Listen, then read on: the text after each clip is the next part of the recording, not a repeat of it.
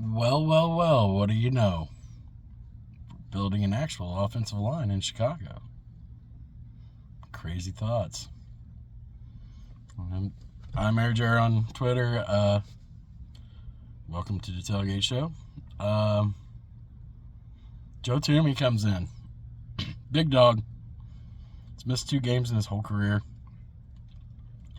The presumptive left guard. I really like these moves with him and Jackson. From a business standpoint, they make a lot of sense. The overreaching idea is that you're going to have to extend Thumey, which is fine. So you can make that a 2-year deal, basically. Make it a 3-year deal, but front load it for the first 2 years. It doesn't affect anything that you want to do in the draft because you gave up a 4th next year. That's nothing. I mean, we used it on a punter this year. I mean, that's a detriment to the coach, or the GM, maybe. But for draft capital, you're sitting great.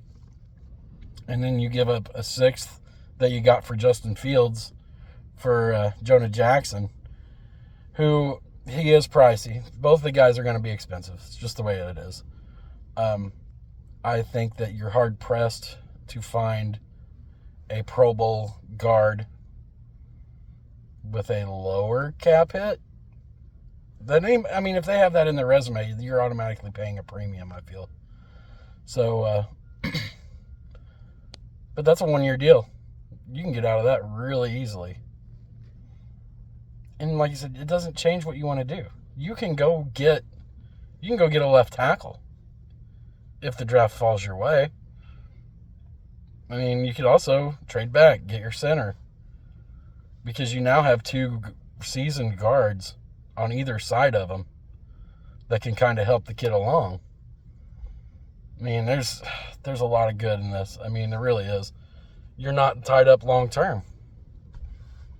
And you get productive players that have shown production, I should say that. They have shown production in the past. Thumey, obviously all-pro. Highest PFF passing grade at guard last year at age 32. He is a little older. That's why I said you got a shelf life of about 2 or 3 years with him. You could make this where you're cycling. You're continuously bringing in productive collegiate offensive linemen, and hopefully that translates. And it's a lot on your scouting department to get right, but boy, it's exciting to me. I think this is the Ben Johnson effect to me. We're gonna flip the line. What does he do? Bam! He goes out, tells Ryan Poles. Ryan Poles is like, yes, we are gonna flip this offensive line. And what does he do? He turned Justin Fields into Jonah Jackson. He turned whoever could have been a 4th-round pick, who knows, into one of the best guards in all of football. That's good shit. That's really good shit. The question is center. Everybody's like, are we going to go after Dahlman? I don't know. We might. There's money there. But I don't think you really have to. Maybe it is Ryan Bates' season finally. That's scary.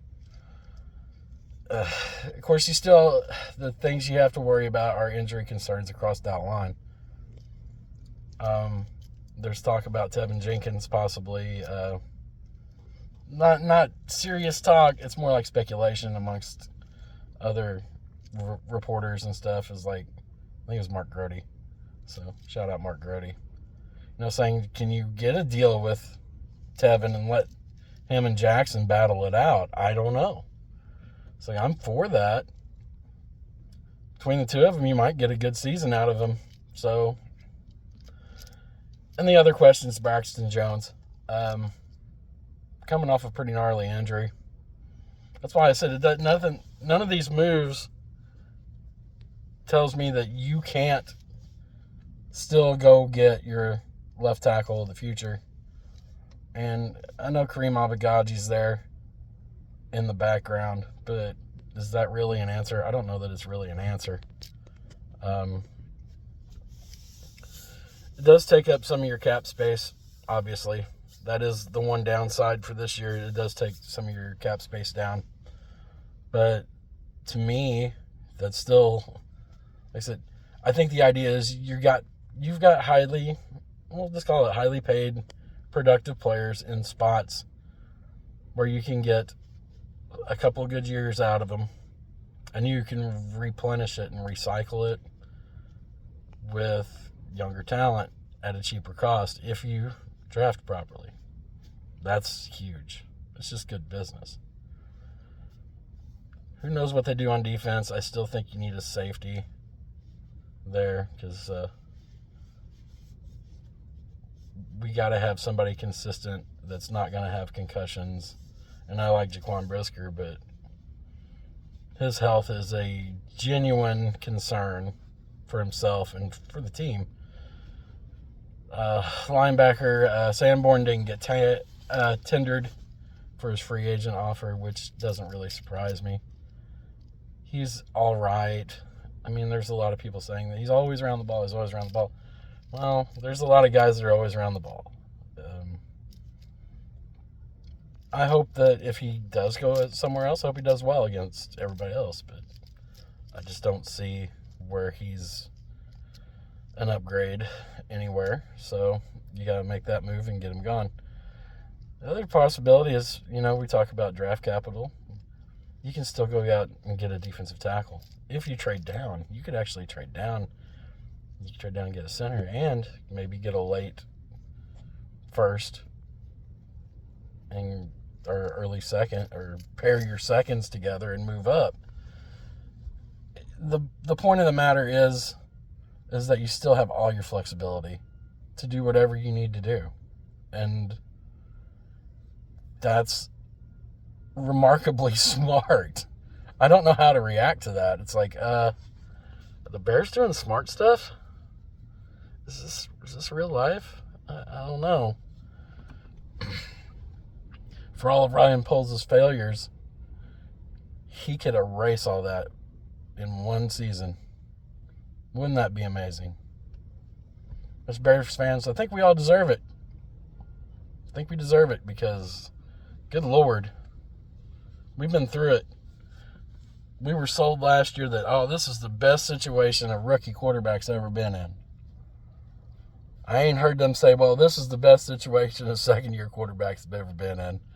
I ain't heard those words yet. So good on people to have the recognition of the situation, but it's starting to shape up as a really solid situation. Strangely enough. I mean, we got to see it. It's still got to be put out on the field. Jonah Jackson has to be healthy and get back to I guess it was 2021 where he was a Pro Bowl nod at guard. So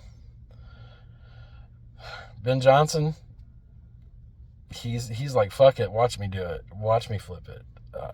We'll get this shit done. I'm just like, I'm here for it. I am here for it. Now we're gonna see if we get the Dennis Allen love. I think we've gotten the Ben Johnson love from the front office. Now let's see if Dennis Allen gets the love for his positions that he needs. Either way, I mean, what a great present to wake up to this morning. I'm literally sitting there having my coffee, just kind of doing my morning doom scrolls and all that good stuff. And then I get a notification. It's like, Adam Schefter reporting to me. It's like, no way. And it's like, yeah way. This is real. And I'm like, yes, this is awesome. Exciting. It's exciting stuff. Leave your ideas for the offensive line in the comments below if you'd like. Like, subscribe, follow, do all the stuff that, a lot of podcasts ask you to do. And I know the quality, the production level is minimal. But, we're here to have a good time. We're here to talk ball. I love football. So, I love the Bears. Today, for a day, I have a smile about the Bears. This is a crazy time. I don't know what I'm going to do with myself. I don't know. Any suggestions? I'll keep it rolling. Well, you all have a great day. Bear down, and here's hoping that we get more news as the week goes through. I think they said Monday is the legal tampering period actually starts, and then Wednesday is the official start of the league year. So we'll get a lot of more of the officials as it comes through. So have a great day.